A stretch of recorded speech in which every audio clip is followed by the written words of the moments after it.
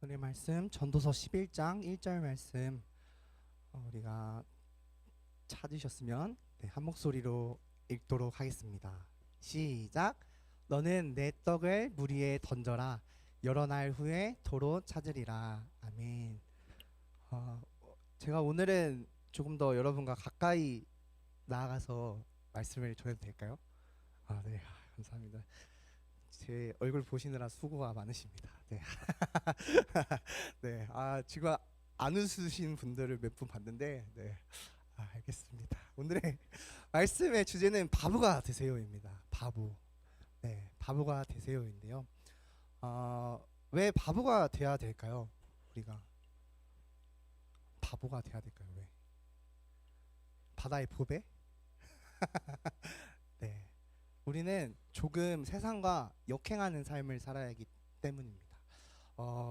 요즘은 참으로 그런 걸 많이 따져요. 가성비, 갓성비, 그렇죠? 요즘 사람들은 효율성을 굉장히 잘 따집니다. 무언가를 살 때에도 무언가를 할 때에도 효율적인 것만 찾아서 탁탁 합니다. 그리고 굉장히 시대가 빠르기 때문에 나한테 이득이 되는 것이 무엇인가, 이것을 굉장히 빠르게 계산합니다. 또 나에게 이익되는 것에 있어서는 정말로 진짜 천재적으로다가, 그죠? 이건 나한테 이익이다 하고 그걸 딱 고르거나 그것을 딱 해냅니다.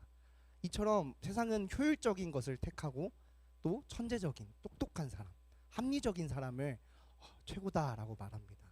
하지만 우리 그리스도인들은 그러한 면도 물론 필요합니다. 살아가는 데 있어서 그런 게 왜 필요할까요? 편리하기 때문에, 또 나에게 이익이 되기 때문에. 하지만 우리 그리스도인들은 어떻게 살아야 할까요? 그것을 가지고 있음과 동시에 그렇게만 살지는 않아야 된다는 것입니다. 우리는 누굴 위해 살아야 될까요? 주님을 위해서 살아야 하기 때문에. 그런데 주님을 살기 위해서는 바보가 되어야 합니다. 그렇게 효율성을 따지는 요즘 사람들은 그것을 사회적으로, 경제적으로만 따지는 것이 아니라 또 사람과의 관계 속에서도 따지기 시작합니다. 마치 연애에서도 이렇게 따지죠. 키 크고 저같이 키가 큰 사람을 이렇게 택하고, 네, 저처럼 이렇게 조금 잘생긴 사람을 택하고, 무엇이 나에게 이득이 될까? 저 사람의 뭔가 내면을 보는 것이 아니라, 참 내면이 맑은데, 그죠? 내면을 보는 게 아니라 저 사람의 외모를 보고 판단하기 시작합니다. 나한테 이득이 되는 게 무엇일까? 저 사람의 능력, 저 사람이 가지고 있는 재물, 저것이 나에게 이득이 되겠구나 하면서 사람을 만나기도 합니다. 그렇기 때문에 요즘 친구들이 저희 때처럼 한 반에 막 30명 있던 것도 아니고, 그렇죠? 막 반에 막 8반, 9반, 10몇 반, 어른들은 되게 많으셨잖아요. 그런 것처럼 전체가 아울러서 이렇게 친구가 되는 게 아니라 굉장히 친구들이 적어요. 자신들의 취향에 맞춰서, 자신들의 이익에 맞춰서, 이득에 맞춰서 자신과 맞는 친구들만 이렇게 사귀기 때문에 요즘 애들은, 요즘 MZ 세대, 요즘 것들, 그렇죠? 요즘 것들은 친구들이 굉장히 적습니다. 왜냐하면 이 사람 관계에서도 효율성을 따지기 때문입니다. 그런데 이 젊은이들이 그렇기 때문에, 또한 젊은이뿐만 아니라 요즘 분들은 그렇게 효율성과 가성비, 갓성비라고도 하죠. 가성비와 합쳐서 갓성비라고도 하는데, 그런 갓성비를 따져가면서 살기 때문에 이 교회에 대해서 많이 이렇게 떠나가기 시작합니다. 교회를 좀 많이 떠나가요. 왜 그럴까요? 교회를 왜 많이 떠나갈까요? 많은 청년들이 교회를 나가지 않고 있죠. 굉장히 많이 줄었고, 요즘은 교회 다니는 친구를 찾기가 어렵습니다. 몇몇 이런 보배들을, 바보들을 찾기가 어려워요. 굉장히 많이 떠나갔습니다. 청년들뿐만 아니라 우리 학생들 또한 어른들 또한 많이 떠나갔습니다. 왜 그럴까요? 이 교회가 나에게 가성비가 없기 때문입니다. 쓸모가 없다라고 느끼기 때문에, 나에게 주어진 이익이 없다라고 생각하기 때문입니다. 그렇기 때문에 많이 떠나갑니다. 물론 지금 많이 떠나간 것은 아닙니다. 예전부터 많이 떠나갔습니다. 심지어 하물며 예수님 시대에서도 예수님을 믿지 않았던 사람들이 있었죠. 그런 것처럼 예수님이 눈앞에 있는데도 불구하고 자신의 삶의 가성비를 따져가면서, 효율성을 따져가면서 예수님을 떠나갔던 사람들이 있었던 것처럼 오늘날에도 교회를 떠나가는 이들이 참으로 많다라는 것입니다. 왜냐하면 그들에게는 이 교회가, 그리고 주님이 쓸모가 없다라고 느꼈기 때문에 그렇게 많이 떠나간다라고 하는 것입니다. 자, 그렇다면 우리 남아있는 교회에 남아있는 이들은 어떨까요? 이 교회에 남아있는 사람들은 오히려 반대로 이러한 문제를 겪습니다. 오히려 주님이 나한테 쓸모가 있다라고 생각만 하기 때문에 그것이 우리에게 문제가 됩니다. 그걸 한번 살펴볼까요? 우리의 기도의 내용들을 한번 보면 딱 확연하게 드러납니다. 우리의 기도의 내용은 무엇입니까? 나의 건강의 문제, 나의 가정의 문제, 나의 자녀의 문제, 나의 삶의 문제, 나의 물질, 나의 경제적인 문제, 나의 주변 친구들과의 관계, 나의 가족과의 관계에 대해서 기도합니다. 물론 이러한 것들은 우리의 삶에서 꼭 필요합니다. 이러한 기도들은 꼭 필요해요. 왜냐하면 주님은 뭐라고 하셨죠? 구하면 주신다라고 했기 때문에 우리는 꼭 구해야 합니다. 하지만 그 가운데 우리가 생각하기에 어떻습니까? 내가 어떻게 하면 잘 살아갈 수 있을지에 대해서 기도하고, 내가 어떻게 하면 잘 좋은 길로 나아갈 수 있을지에 대해 기도합니다. 또 어떻게 하면 내가 이 세상을 편하게 살 수 있을까, 평온하게 살 수 있을까에 대해서 기도합니다. 왜냐하면 그것을 누가 해줄 것 같기 때문에, 주님이 해주실 것 같기 때문에, 쓸모가 있을 것 같기 때문에 우리는 이러한 딜레마에 빠져서 주님을 우리의 쓸모 있는 분으로 생각하기에 문제에 빠지기도 합니다. 하지만 오늘 우리가 살아갈 때에 우리의 삶에서 우리는 이 교회를, 주님을 가성비로 생각하지 않습니다. 우리 주님을 효율적으로 믿지는 않습니다. 그거는 어느 종교에나 다 있습니다. 그렇죠?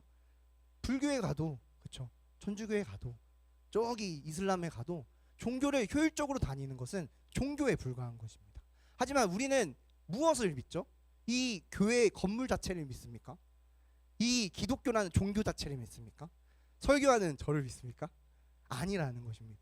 누구를 믿죠? 우리 그리스도, 예수 그리스도를 믿고 하나님을 믿는다라는 것입니다. 그렇기 때문에 우리는 가성비 필요합니까? 우리에게 효율이 필요합니까? 주님을 믿는 데 있어서 이게 가성비가 없다 하더라도, 효율이 없다 하더라도 주님이 쓰시겠다 하시면 갖다 주는 것입니다. 주님이 쓰시겠다 하면 내가 나아가는 것입니다.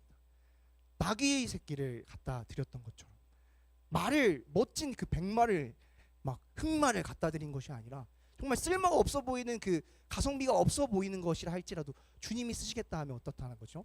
우리에게는 효율이 필요 없고 가성비가 필요 없다는 것입니다. 우리는 그렇게 살아가야 됩니다. 그렇기 때문에 세상과 굉장히 어찌 보면 역행하는 삶을 살아야 합니다. 좀 바보가 되려고 노력하세요. 여러분은 너무 똑똑하시면 안 돼요. 똑똑하신 분들은 좀 바보인 척을 하세요. 주님 앞에 나아갈 때에 바보처럼, 아, 내가 주님, 아, 이게 좋아요. 주님, 이 효율이 좋잖아요. 아, 우리 이렇게 하면 더 사람들 많이 오잖아요. 이렇게 하면 더 좋잖아요. 이렇게 하면 전도 잘 되잖아요. 이럴 것이 아니라 어떻게 살아야 된다는 것이죠. 주님밖에 모르는 바보처럼, 아, 주님 저런 거 몰라요. 나는 오직 주님만을 위해서 살아갑니다 하는 여러분이 되시길 소망합니다. 그리고 우리가 어떻게 살아야 할지 오늘의 말씀에서 말하고 있습니다. 오늘의 말씀은 너는 내 떡을 물 위에 던져라 라고 말합니다. 그리고 여러 날 후에 도로 찾으리라 말합니다. 여러분, 어느 바보가, 그렇죠? 어느 사람이 물 위에 떡을 던지겠습니까? 말도 안 되는 일이잖아요. 그렇죠? 세상 보기에 참 어처구니 없는 일이지 않습니까? 떡은 어떻게 해야 됩니까? 곧바로 까서 먹어야죠. 그렇죠? 뜨거울 때 먹어야 되는 거예요. 많이 막 먹어야 되는 거예요. 상하기 전에 먹어야 됩니다. 그렇죠? 이거 곰팡이지잖아요. 놔두면 냉동실에 넣으면 딱딱해지잖아요. 빨리 먹어야 되는 거예요. 하지만 세상 보기엔 그렇지만 우리가 볼 때 오늘 말씀에서 말하는 것은 무엇라고 말합니까? 내 떡을 물 위에 던져라 라고 말합니다. 이 말씀을 세 번역에서 한번 살펴보면, 돈이 있으면 무역에 투자하여라 라고 말합니다.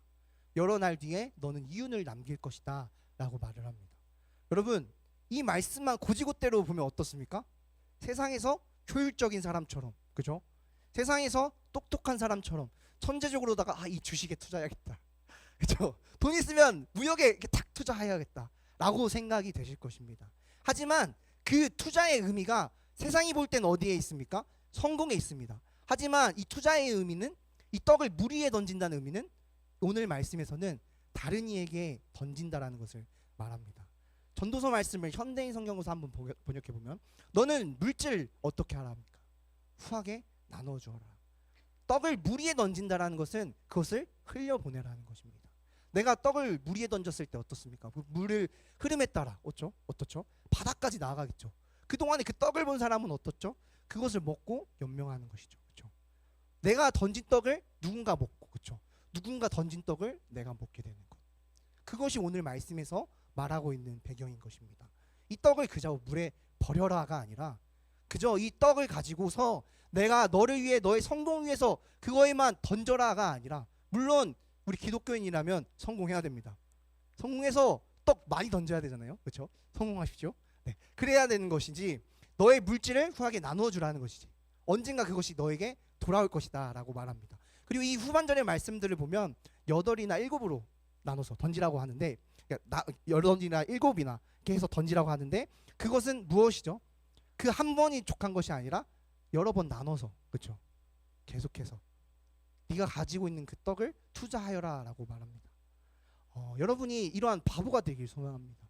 세상 보기에 이 물에 떡을 던지는 일은 굉장히 어리석은 일입니다. 그렇죠? 하지만 우리 그리스도인들에게는 그 떡을 던진다라는 의미는, 물에 떡을 던진다라는 것은 자신의 기대 가치에 대해서 이거 던지면 배로 돌아온다 했으니까 던져야겠다가 아니라 그 안에 무엇이 담겨 있어야 된다는 것이죠. 소망, 이걸 먹고 누군가 살아날 거라는 그 기대, 그렇죠? 사랑이 담겨져 있어야 된다는 것입니다. 제가 좀 전에 많은 젊은이들이, 또한 많은 기독교인들이 자기가 생각했던 그 기대치에 못 미쳤기 때문에, 그렇죠? 자신에게 있어 쓸모가 없기 때문에 이 교회를 많이 떠난다라고 말씀을 드렸습니다. 그들이 왜 떠난다고 한다면 그 이유가 무엇이냐고 하면 바로 이것이 없기 때문입니다. 무엇이 없죠? 소망을 못 찾았기 때문에, 소망이 없기 때문에. 그들이 왔을 때의 자신의 소망은 무엇입니까? 뭔가 잘 될 것만 같은, 교회 와서 기도하면 내가 뭔가 오래 살 것만 같은 기대. 교회 와서 내가 기도하면 이 처절했던 내 삶이 어때요? 뭔가 이 끝에 위에 올라갈 것 같은 느낌, 기대치를 가지고 나왔지만 어떻습니까? 기도했더니 백날 기도하라고 했더니 안 되는 것 같아. 뭔가 내 삶이 더 오히려 손해를 보는 것 같아. 내가 착하게 살아야 되는데 뭔가 손해를 보는 것 같으니까 떠나간다라는 것입니다. 하지만 그들이 발견하지 못한 소망은 무엇입니까? 오늘 말씀에 있다는 것입니다. 소망은 무엇이죠? 내가 가져야 될 기대는 주님께서 나에게 주신 그 사랑을 누군가에게 던져주는, 그렇죠? 누군가 그 사랑을 가지고 다시 일어서는 그 모습을 보는 그러한 소망이 우리에게 있어야 된다는 것입니다. 이 떡을 던지는 사람, 씨앗을 심는 사람의 기대치는 무엇에 있습니까? 그 씨앗이 열매 맺어서 많은 열매를 맺어서, 그렇죠? 그것을 먹고 많은 이들이 살아나는 것을 기대하며 그 씨앗을 심습니다. 전도서의 말씀을 제가 굉장히 좋아하는데, 왜냐하면 인생은 헛되고 헛되다라고 말하기 때문입니다. 제가 항상 고민이 있고 뭔가 물질적으로나 사람적으로 힘들 때에 전도서 말씀을 한 번씩 생각하고 다시 한번 읽습니다. 그 이유는 인생은 헛되고 헛되다라고 하는 것이기 때문입니다. 전도서의 말씀에 보면은 씨앗을 심으라고 합니다. 네가 풍파 때문에 이 씨앗을 심지 못하면 결국 그 씨앗은 심지 못한다라고 말합니다. 그것을 걱정해서 심으면. 하지만 심으라고 말합니다. 왜냐하면 주님께서 그것이 잘 자라게 하실지, 하나만 잘 자라게 하실지, 2개가 잘 자라게 하실지 아무도 모르기 때문이라고 말씀하시기 때문입니다. 전도서의 핵심 주제는 3장 11절에 있습니다. 거기의 말씀을 살펴보면 하나님의 뜻을 우리가 알지 못하게 하셨다라고 합니다. 하나님의 계획은 우리가 알지 못한다라고 합니다. 그렇다면 우리가 해야 되는 것은 무엇입니까? 일단 실천하는 것입니다. 주님께서 주신 이 소망을 가지고 일단 세상으로 나아가는 것입니다. 일단 그 사랑의 씨앗이 맺히든 그 떡이 흘러서 땅에 처박히든 누군가에게 그 떡이 흘러가서 그가 생명에 살아나든 내가 걱정할 것은 무엇입니까? 내가 이 일을 하는 것에 있다라는 것입니다. 여러분은 소망을 다시 한번 발견하길 소망합니다. 우리의 소망은 주님께서 주신 그 사랑이라는 것을 우리가 깨닫기를 소망합니다. 세상 사람들이 말하는 그 소망, 성공, 우리도 물론 그것에 성공할 수 있습니다. 하지만 그 성공에만 우리가 가치를 두는 것이 아니라 우리가 알면서도 바보가 되는, 그죠? 주님을 위해서 바보가 되는 그러한 여러분들이 되길 소망합니다. 세상이 말할 때 떡을 물에 던지는 것은 비정상입니다. 하지만 우리가 볼 때 떡을 물에 던지는 것은 무엇입니까? 정상입니다. 나의 시간을 조금 더 내어서 다른 일을 돕고, 내가 좀 힘들지만 다른 일을 위해서 도와주고, 내가 조금은 못 먹지만 다른 일을 위해서 이것을 나눠주는 것. 여러분, 이것이 우리에겐 정상이지 않겠습니까? 비정상적인 삶을 사는 것이 아니라 정말 세상에 우리가 끌려서 휘둘리는 것이 아니라 우리가 세상과 역행하여서 세상에서 조금은 우리가 그것을 밀어내어서 우리가 오늘 말씀의 소망을 가지고 살아가는 여러분이 되길 소망합니다. 그렇기 위해서는 우리가 바보가 되어야 됩니다. 여러분 많이 하시고 똑똑하시고 성경도 많이 하는 이 복음이 넘쳐나는 시대에 살고 있지만 이 시대 가운데에서도 우리가 주님의 주신 그 말씀을 가지고 정말 바보처럼 나아가지 못한다면 어린아이처럼 그 믿음처럼 우리가 나아가지 못한다면 정말 아무것도 될 수 없음을 우리가 알고 주님의 말씀대로 우리가 이 소망대로 살아가길 소망합니다. 우리가 떡을 물 위에 던지는 여러분이 될 때에 그것이 어떠한 곳에 투자가 되든 그렇죠? 나의 삶의 방향이 어떠한 곳으로 향할지든 그 가운데는 무조건적으로 주님의 그 소망이 담겨져 있길 소망합니다. 주님의 뜻이 우리의 뜻이 되도록 그 주님의 뜻이 이 땅 가운데 이루어지려면 우리가 기도하고 그에 맞게 이 세상 가운데 살아갈 때에 힘쓰며 애쓰며 나아가야 된다는 것을 우리가 알고 힘입어서 나아가길 소망합니다. 여러분 바보가 되시렵니까? 아멘. 네, 세상 보기엔 참 바보지만 주님 보시기엔 어때요? 바다의 보배와도 같은 참으로 아름답고 어여쁜 자녀가 될 것입니다. 우리가 보기에 그 바보 한번 그 바보가 된다는 것 그렇죠? 내 것을 빼앗기는 것을 알면서도 뭔가 내게 손해가 보는 것을 알면서도 그 손해를 보는 것 그 바보 같은 삶 여러분 그것은 굉장히 어려운 삶입니다. 우리에게도 그러한 바보 같은 분이 한 분 계셨다는 것을 우리가 알길 소망합니다. 누가 계셨습니까? 예수 그리스도 참 바보 같은 분이셨습니다. 자신의 누릴 수 있는 영광과 하늘 보좌 내려놓고 바보처럼 이 땅에 와서 우리를 위해 죽으셨다는 것입니다. 참 바보 같은 삶 그 삶을 살긴 어렵지만 우리가 그러한 바보가 되길 소망합니다. 참으로 요즘 젊은 친구들은 살기 힘든 각박한 세상을 살아갑니다. 물론 여러분들 어른들 또한 그러한 세상에 살아가십니다. 우리 미수는 지금 졸고 있어요. 왜냐하면 알바를 했기 때문에 새벽 알바 그렇죠. 새벽에 알바를 나잇에서 해도 이 삶이 나아지지 않는 것 같습니다. 정말 노력해도 변하지 않는 것 같아요. 그럼에도 우리가 나아가야 되는 이유는 무엇입니까? 우리에게 그 소망을 주셨기 때문에 그 사랑이란 소망 우리에게 바보처럼 그분이 오셨기 때문에 바보의 삶을 우리에게 보여주셨기 때문에 우리도 그러한 그분의 바보 같은 사랑을 본받아서 나아가길 소망합니다. 힘들지라도 어려울지라도 그 가운데에서 세상은 나 힘드니까 이거 안 할래 난 내 맘대로 살래 나는 그냥 내 의지대로 살래 하고 나아가지만 그 가운데에서도 세상에 그 끌어당기는 힘에 우리가 굴복하지 아니하고 주님의 그 말씀을 사모하는 마음을 가지고 마음에 담고서 여러분이 나아가길 소망합니다. 여러분 많이 힘드시죠? 세상에 이 주님을 믿기란 참으로 어려운 일이죠. 참으로 손해 많이 보시죠. 내가 착하게 살려고 했더만 이것들이 나를 호구로 봅니다. 그렇죠? 내가 좀 나눠줬더만 권리인 줄 압니다. 그렇죠? 하지만 여러분 그 삶 가운데서도 우리가 그것을 느끼고 그 감정에 휘둘리는 것이 아닌 우리 주님을 한 번 더 생각하고 오늘의 말씀을 한 번 더 생각하는 여러분이 되길 소망합니다. 네, 기도하시고 예배 마치도록 하겠습니다. 하나님 아버지 감사합니다. 오늘 이 시간 우리가 오늘의 말씀을 살펴보고 주님께 나아갔습니다. 하나님 우리의 마음 가운데에 정말로 주님 오늘 말씀에 소망이 담겨지길 소망합니다. 하나님 세상이 말하는 가치와 그 소망이 아닌 주님께서 우리에게 보여주신 그 바보 같은 삶 정말 바보 같은 그 사랑 그 한없는 사랑 우리가 그것을 우리의 소망으로 삼아 이 세상 가운데 나아가게 하여 주시옵소서. 하나님 우리의 삶이 고단하고 피곤하고 외롭고 지치고 힘들지라도 우리에게 전혀 주님이 정말 가성비가 되지 않고 정말 효율적이지 않아 보이는 것 같아 보여도 하나님 주님은 그것 또한 포기하셨음을 우리가 오늘 알고 나아가오니 하나님 다시 한번 우리에게 힘을 허락하여 주시옵소서. 하나님 또한 우리가 나아갈 때 세상에서 정말로 세상이 말하는 정상적인 것이 아닌 우리가 말하는 성경이 말하는 그 정상적인 삶 누군가를 위하여 우리가 그것을 그 사람을 돌아보고 우리가 그들을 외면하지 아니하고 돕고 아버지 하나님 또한 내 마음 가운데 있는 것을 조금이라도 나눠주려고 하는 그러한 마음 또한 그 누군가를 조금이라도 더 사랑하려고 하는 그 마음, 아버지 하나님 그 마음을 우리에게 허락하여 주시옵소서. 주님 마음 우리가 있길 소망합니다. 주님 마음 닮아서 우리가 세상에 나아가길 소망합니다. 또한 걸어가길 소망합니다. 아버지 하나님 가운데 나아가는 이들에게 있어 정말로 큰 힘이 되시고 항상 살펴주시고 회복시켜 주시고 주님이 그 마음을 만져주시옵소서. 감사합니다. 사랑합니다. 우리 주 예수 그리스도 이름으로 기도합니다. 아멘.